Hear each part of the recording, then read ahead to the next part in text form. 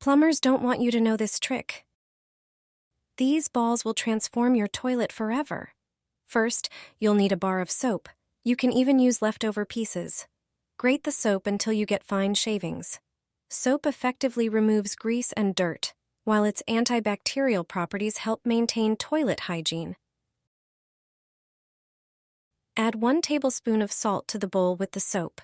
Then, squeeze in some toothpaste.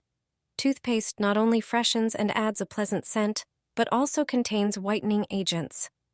Put on protective gloves and mix all the ingredients thoroughly until you get a smooth paste. Now, divide the mixture into small portions and roll them into balls. Tear off a piece of aluminum foil and wrap each ball individually.